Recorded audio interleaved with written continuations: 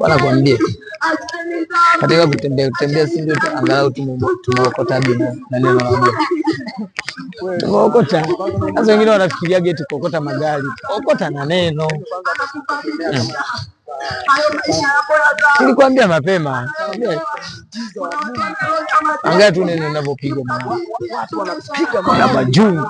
Sasa hao ndio wanakuja wanajuaga kuja kukomesha majungu. Yaani majungu ya mtaani.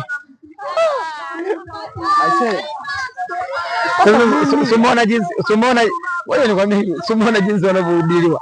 Umeona wanavyohubiriwa. Nakwambia hivi, jioni leo kuna watu wanachakachuana tena. Wanatoka hapa wanaenda kuzini. Yanatoka chua. Yanazini. Sasa hapo yanakuwa sasa ungekuwa umepewa labda mfano labda umepewa mwenyewe kazi sasa kama kazi hapo sasa ya kunyoosha watu. Yaani wewe sasa kama wewe umepewa kazi ya kunyoosha. Achana na Yesu umepewa kabisa yani umepewa madaraka ya kunyoosha sasa. Mimi ukikosea, hii namna gani?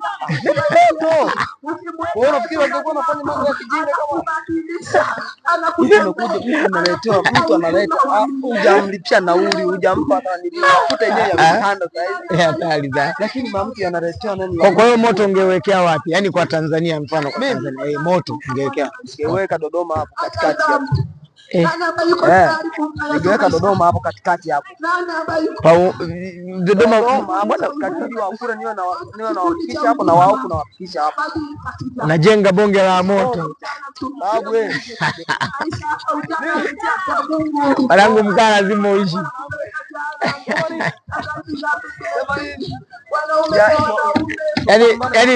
Yaani unaandaa kabisa na nili.